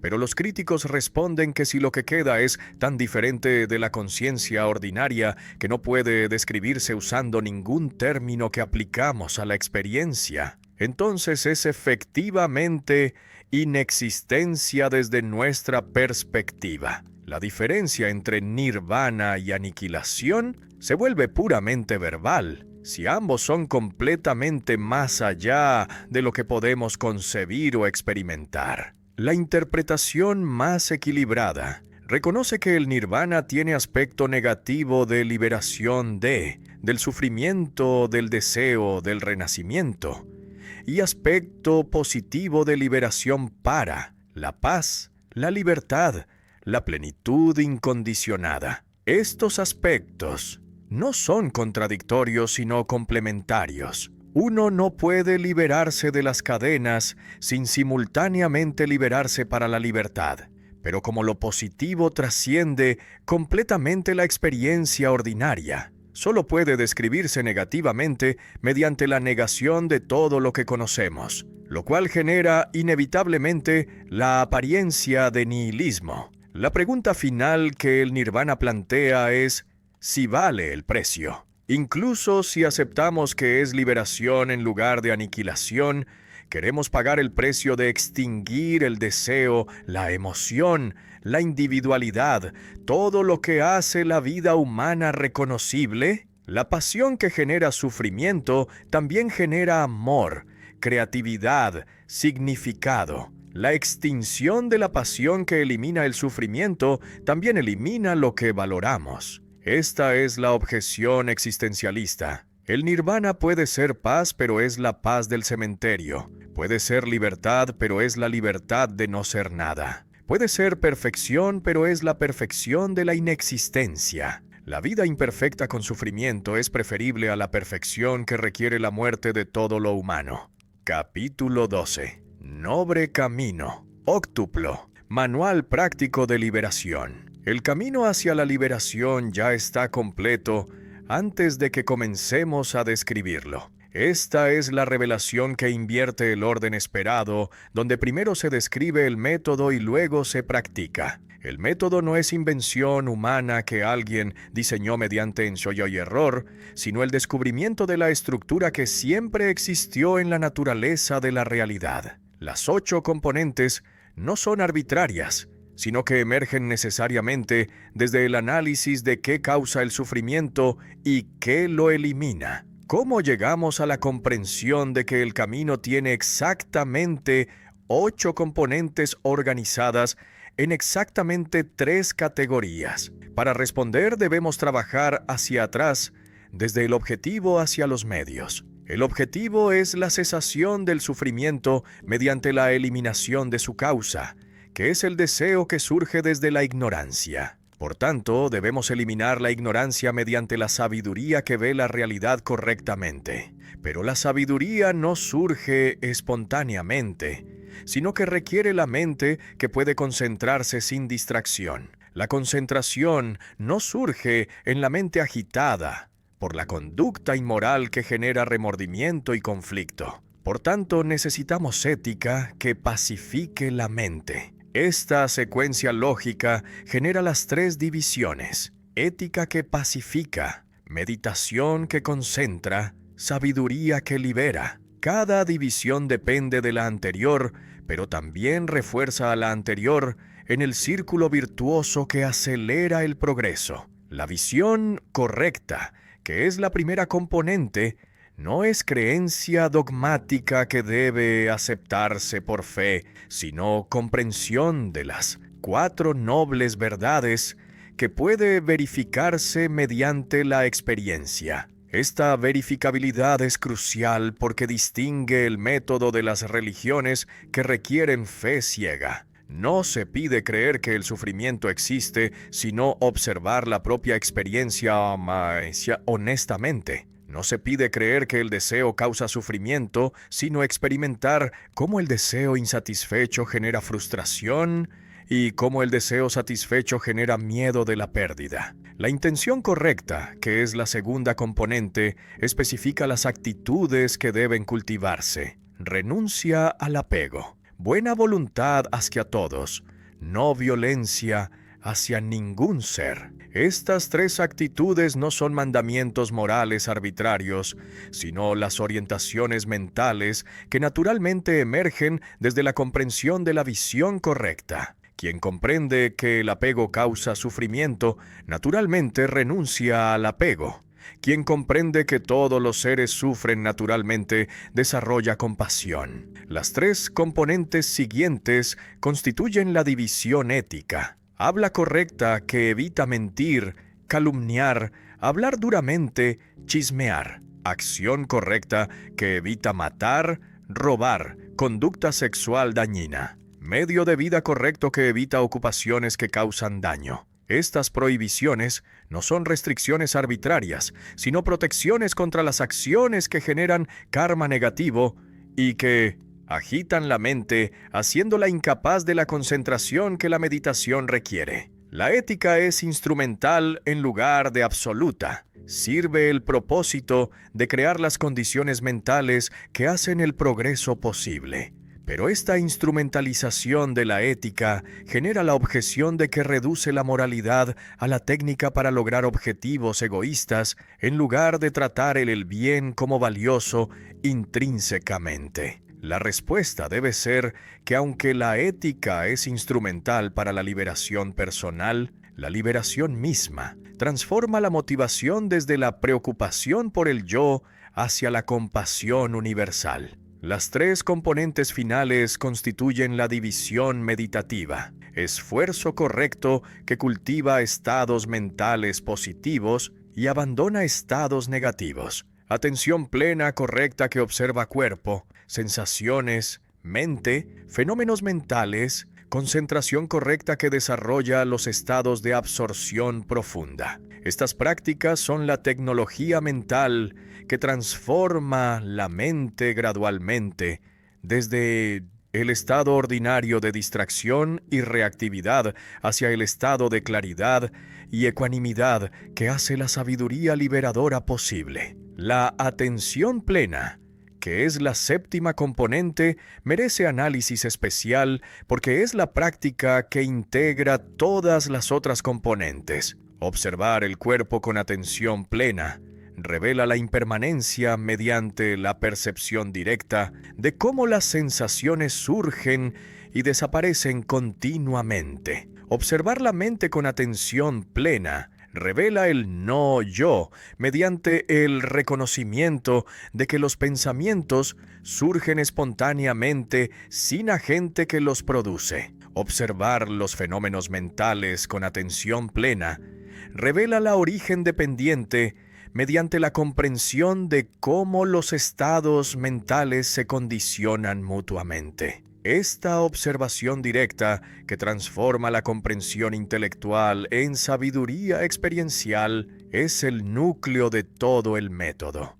Pero la práctica de la atención plena genera la paradoja de que observar la experiencia parece crear distancia artificial entre el observador y lo observado. La vida ordinaria es inmersión sin autoconciencia. La atención plena introduce la autoconciencia que parece alienante. En lugar de simplemente vivir, ahora observamos el vivir desde la distancia. Esta alienación parece empeorar en lugar de mejorar la situación. La respuesta es que esta distancia es solo una fase transitoria. En las etapas avanzadas, la observación se vuelve tan continua y tan sutil que deja de ser distancia alienante y se vuelve presencia intensificada, donde cada momento se experimenta completamente sin el filtro del pensamiento conceptual. La concentración correcta, que es la octava componente, desarrolla los estados de absorción, donde la mente se unifica completamente en el objeto de meditación, excluyendo todas las distracciones. Estos estados, llamados jhanas, son experiencias de felicidad intensa, que surgen desde la unificación mental en lugar de desde estímulos sensoriales externos. Las descripciones tradicionales especifican 4 niveles de absorción cada vez más refinados, donde los factores mentales gruesos se abandonan gradualmente hasta que queda solo la ecuanimidad pura. Estos estados son valiosos no como fines en sí mismos, sino como herramientas que desarrollan el poder de concentración necesario para la investigación profunda de la realidad. La integración de las 8 componentes en la práctica unificada revela que el camino no es secuencia lineal, donde se completa una componente antes de comenzar la siguiente, sino proceso holístico, donde todas las componentes se cultivan simultáneamente, reforzándose mutuamente. La ética mejora la meditación, eliminando las agitaciones que genera la conducta inmoral. La meditación mejora la sabiduría mediante el desarrollo de la claridad mental que puede ver la realidad directamente. La sabiduría mejora la ética mediante la comprensión profunda de por qué ciertas acciones generan sufrimiento. Capítulo 13. Meditación. Tecnología de la mente. Un hombre sentado inmóvil durante horas parece no hacer nada. Los músculos no se mueven, las palabras no se pronuncian, las acciones no se realizan. Esta apariencia externa de inactividad oculta completamente lo que ocurre internamente. El trabajo más intenso y más difícil que un ser humano puede realizar. La mente que normalmente salta caóticamente de pensamiento a pensamiento, que se distrae con cada sensación, que reacciona compulsivamente a cada estímulo, está siendo entrenada sistemáticamente para hacer lo que nunca hace naturalmente: observar sin juzgar, permanecer sin reaccionar, ver sin distorsionar. Esta capacidad de observación pura no es don natural, sino habilidad adquirida mediante miles de horas de práctica deliberada. Nadie nace sabiendo cómo mantener la atención en un objeto sin que la mente divague. El estado ordinario de la conciencia es distracción constante, donde la atención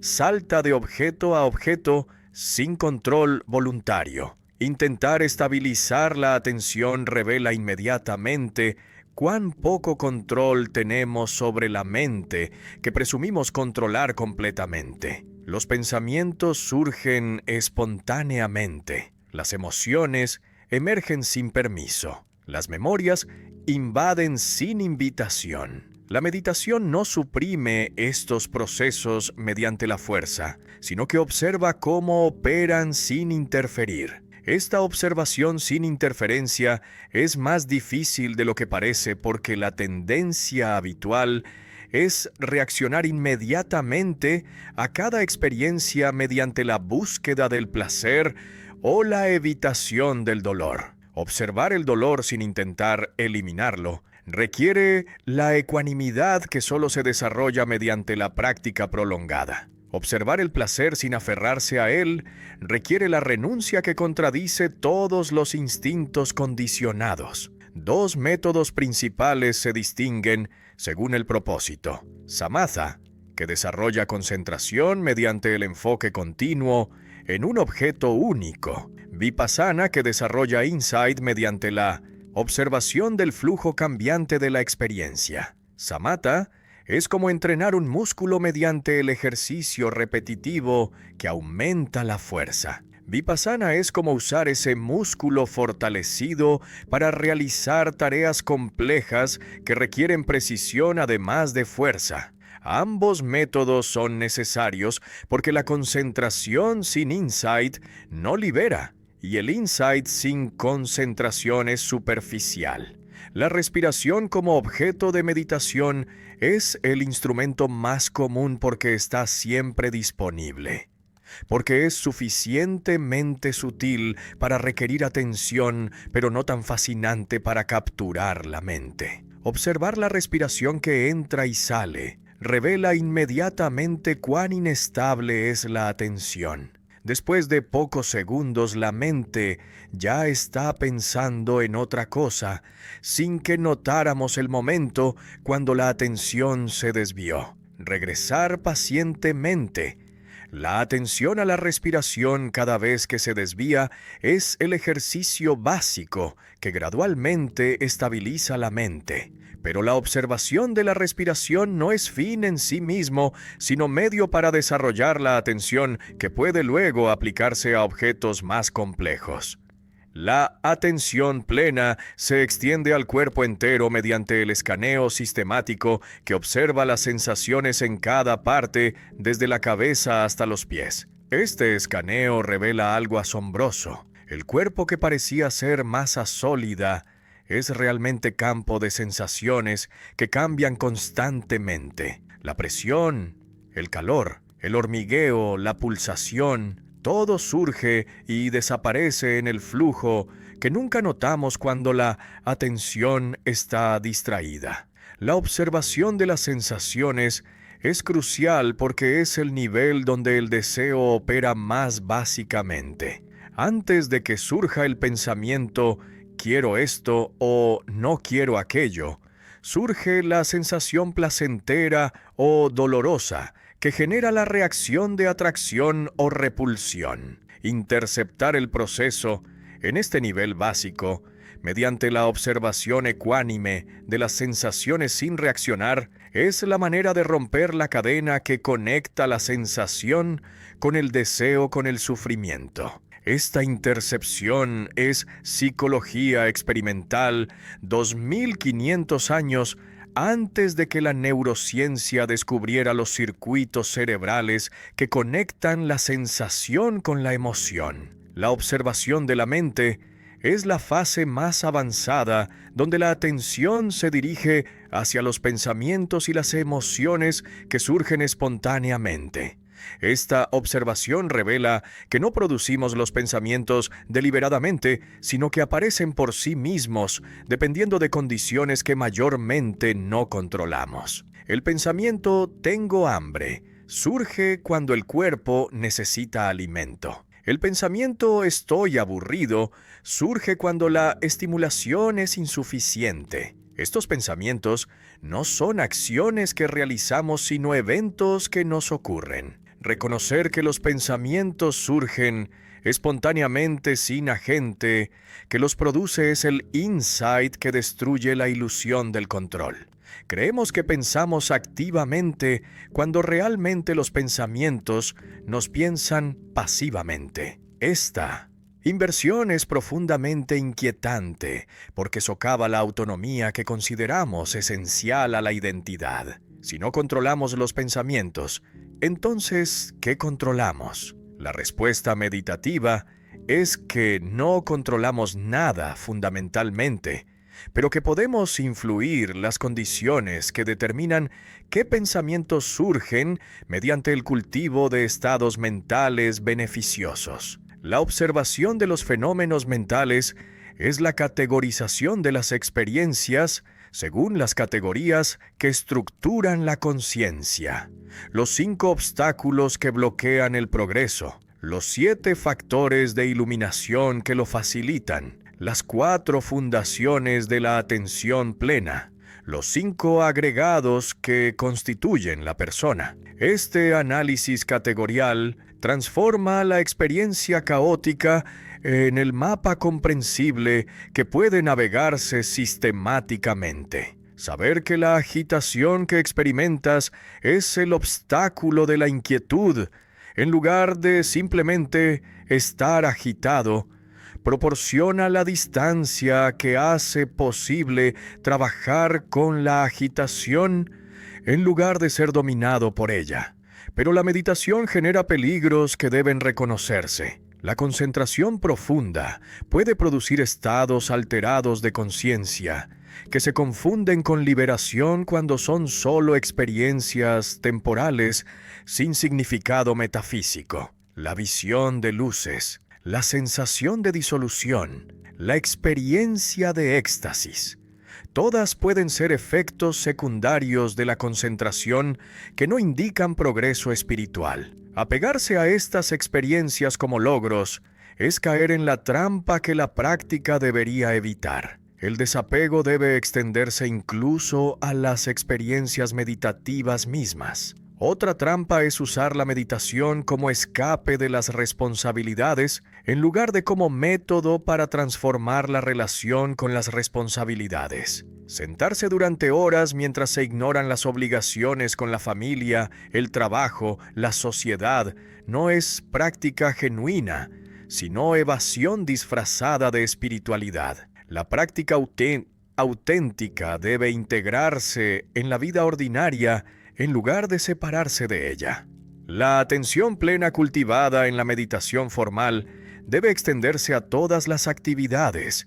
Comer con atención plena, caminar con atención plena, trabajar con atención plena, relacionarse con atención plena. La pregunta final sobre la meditación es si la experiencia directa que produce puede realmente transformar la comprensión conceptual en sabiduría liberadora. Los defensores afirman que sí, que ver directamente la impermanencia mediante la observación de cómo las sensaciones surgen y desaparecen es cualitativamente diferente de saber intelectualmente que todo es impermanente. Los escépticos responden que la experiencia meditativa no tiene autoridad especial, que puede interpretarse de múltiples maneras, que la interpretación liberadora es una entre muchas posibles y no necesariamente la correcta. Capítulo 14. Preguntas no respondidas. Silencio filosófico. El monje que había practicado durante años finalmente reunió el coraje para plantear las preguntas que lo inquietaban desde el principio. ¿Es el mundo eterno o no es eterno? ¿Es finito o infinito? ¿Es el alma idéntica al cuerpo o diferente del cuerpo? ¿Existe el iluminado después de la muerte o no existe? Estas preguntas sobre la naturaleza última de la realidad parecían fundamentales. ¿Cómo puede buscar la liberación sin saber primero qué es la realidad dentro de la cual está atrapado? La respuesta que recibió no fue respuesta sino silencio. El maestro se negó completamente a abordar estas cuestiones metafísicas. Este silencio no era ignorancia ni incapacidad, sino rechazo deliberado, basado en el principio de que estas preguntas son irrelevantes para el objetivo de eliminar el sufrimiento. Esta irrelevancia se ilustra mediante la parábola más famosa. Un hombre ha sido herido por una flecha envenenada. El médico está listo para removerla, pero el hombre se niega al tratamiento hasta que sepa quién disparó la flecha, de qué familia venía, qué tipo de madera es el arco, qué tipo de plumas tiene la flecha, qué tipo de veneno fue usado. Mientras investiga estas preguntas, el veneno se extiende por el cuerpo y el hombre muere antes de obtener las respuestas. La parábola es tan obvia que parece insultar la inteligencia. Claramente debemos remover la flecha primero y hacer las preguntas después, pero la aplicación a la metafísica invierte completamente las prioridades de la filosofía occidental, que considera la comprensión de la naturaleza última de la realidad como la pregunta más importante que puede formularse. Aquí se afirma que estas preguntas son las distracciones que nos matan mientras perdemos tiempo investigándolas.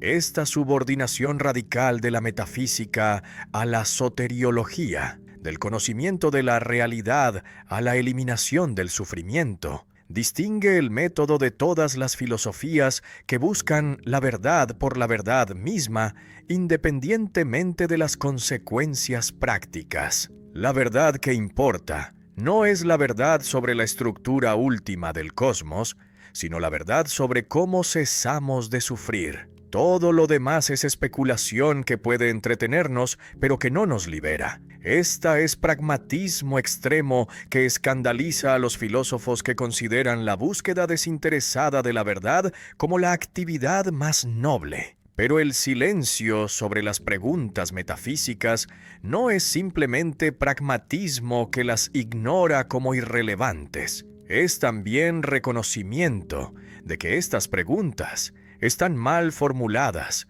porque presuponen categorías que no se aplican a la realidad última. Preguntar si el mundo es eterno presupone que eterno es categoría que puede aplicarse al mundo. Preguntar si el alma es idéntica al cuerpo presupone que alma y cuerpo son entidades que pueden compararse. Pero si estas categorías son construcciones conceptuales que no corresponden a nada real, entonces las preguntas no pueden responderse porque están basadas en presupuestos falsos Esta disolución de las preguntas metafísicas mediante el análisis de sus presupuestos anticipa lo que Wittgenstein haría 2000 años después: mostrar que muchos problemas filosóficos resultan de confusiones lingüísticas que se disuelven cuando se clarifican los presupuestos. La diferencia es que Wittgenstein usaba el análisis lógico, mientras que el método budista usa la experiencia meditativa que revela directamente que las categorías del pensamiento ordinario no capturan la naturaleza de la realidad. Otra razón para el silencio es que las respuestas, si se dieran, serían inevitablemente malinterpretadas por quienes no tienen la experiencia meditativa necesaria para comprenderlas. Decir que el mundo es eterno sería interpretado como afirmación metafísica sobre la duración temporal, cuando realmente se referiría a la dimensión atemporal que trasciende el tiempo. Decir que el alma no existe sería interpretado como nihilismo, cuando realmente se referiría al no yo como proceso sin sustancia. Estas malinterpretaciones generarían más confusión que claridad. El silencio filosófico es también humildad epistémica, que reconoce los límites del conocimiento humano. Algunas preguntas no pueden responderse no porque seamos ignorantes, sino porque la estructura de la realidad hace ciertas preguntas sin respuesta. Preguntar ¿qué había antes del tiempo? Es pregunta sin sentido, porque antes presupone el tiempo. Similarmente, preguntar sobre la naturaleza del nirvana usando categorías que solo se aplican a la existencia condicionada es pregunta sin sentido, porque el nirvana trasciende todas las condiciones. Pero el silencio genera la objeción de que hace la tradición inmune a la crítica racional. Si todas las objeciones pueden responderse diciendo que el crítico no tiene la experiencia necesaria para comprender, entonces no hay manera de evaluar las afirmaciones desde fuera. Esta inmunidad epistémica es característica de muchas tradiciones religiosas que afirman tener acceso a verdades que solo los iniciados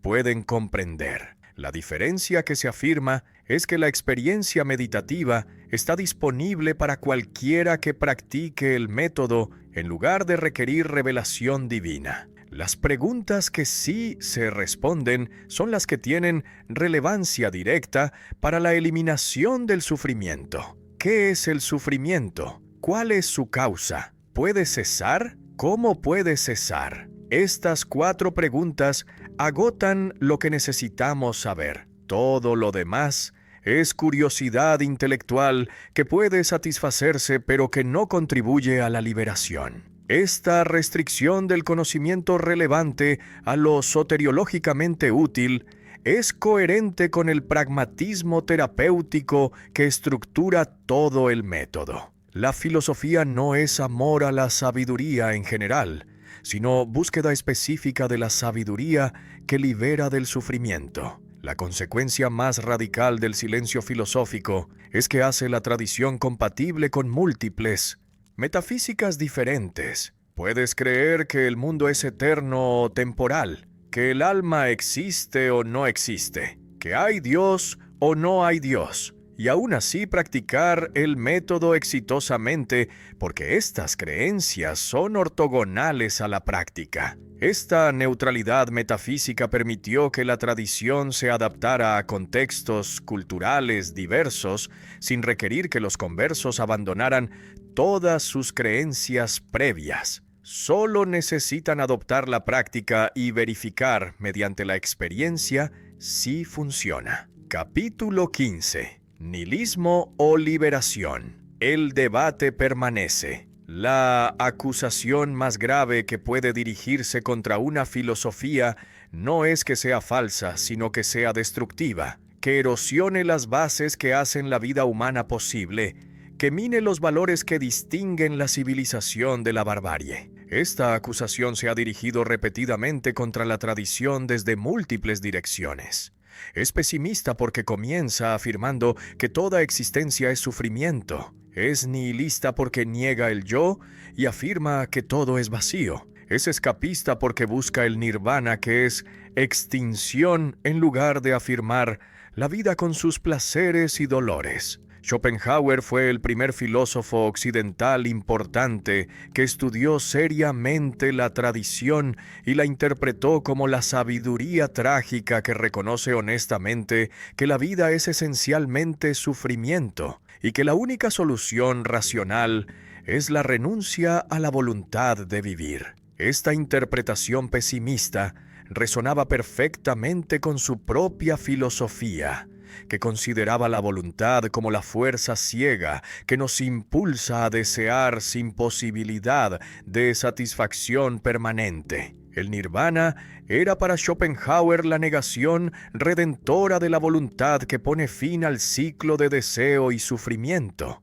Pero esta interpretación fue rechazada violentamente por Nietzsche, que veía en la renuncia budista la cobardía que no puede afirmar la vida con todo su dolor. La vida es sufrimiento, sí, pero este sufrimiento no es razón para huir hacia la extinción, sino desafío que los espíritus fuertes aceptan con alegría. La negación de la vida que el budismo propone es para Nietzsche síntoma de decadencia, de debilidad vital, de resentimiento contra la existencia que no puede celebrar. El ideal del iluminado que se sienta inmóvil, sin desear nada, es la muerte psíquica que disfraza como sabiduría. Esta crítica nietzscheana articula la intuición que muchos occidentales tienen cuando encuentran la tradición por primera vez. Hay algo profundamente antinatural en la renuncia al deseo que la práctica requiere. El deseo no es solo causa del sufrimiento, sino también la fuente de todo lo que valoramos: el amor apasionado, la ambición creativa, la búsqueda de excelencia, el compromiso con causas que trascienden el interés personal. Eliminar el deseo para eliminar el sufrimiento es como quemar la casa para eliminar las ratas. La solución destruye más de lo que salva. Los defensores responden que esta crítica malinterpreta completamente lo que se busca eliminar. No es el amor, ni la compasión, ni el compromiso lo que debe extinguirse, sino el apego egoísta que convierte todo en instrumento para la satisfacción personal. Podemos amar sin poseer, crear sin buscar reconocimiento, comprometernos sin aferrarnos a resultados específicos. Esta posibilidad de acción desapegada es lo que la práctica cultiva. Pero los críticos responden que esta distinción entre deseo y motivación sana es artificial, que en realidad toda motivación involucra deseo de algún tipo. La acusación de escapismo es más seria porque apunta al núcleo de la práctica, la búsqueda de liberación del sufrimiento mediante la renuncia al mundo. Esta renuncia se manifiesta históricamente en el monasticismo, que abandona la familia, el trabajo, las responsabilidades sociales para dedicarse completamente a la práctica. Esta evasión de la vida ordinaria es para los críticos la abdicación de la responsabilidad adulta, el refugio en la fantasía espiritual que evita los desafíos reales que la existencia social presenta. Los defensores responden que la renuncia no es escape, sino reconocimiento realista de que la vida mundana no puede proporcionar la felicidad permanente que buscamos. Perseguir el éxito, la riqueza, el placer, es perseguir ilusiones que inevitablemente decepcionan. Esta es sabiduría en lugar de escapismo. Reconocer honestamente las limitaciones de lo que el mundo puede ofrecer y buscar alternativas que realmente funcionen. Pero los críticos responden que incluso si la felicidad permanente es imposible, la búsqueda de felicidades temporales es preferible a la extinción de todo deseo. La pregunta sobre si la tradición es pesimista o realista depende completamente de si aceptamos el diagnóstico fundamental. ¿Es toda existencia realmente sufrimiento? Los defensores argumentan que es observación empírica que cualquiera puede verificar mediante la atención cuidadosa a la experiencia. Incluso los placeres son insatisfactorios porque son impermanentes y su pérdida genera dolor. Esta penetración más allá del placer superficial hacia el sufrimiento que contiene es realismo, no pesimismo. Los críticos responden que esta es proyección pesimista que interpreta toda experiencia negativamente. El debate es irresolvible porque depende de juicios de valor que no pueden decidirse mediante evidencia empírica. ¿Vale la pena extinguir el deseo para eliminar el sufrimiento? Esta pregunta no tiene respuesta correcta porque depende de qué valoramos más: la paz sin sufrimiento o la vida apasionada con sufrimiento. Los que priorizan la paz elegirán el camino de la renuncia. Los que priorizan la intensidad elegirán el camino de la afirmación. Ambas respuestas son coherentes con valores diferentes que no pueden reconciliarse. La tensión entre la sabiduría trágica,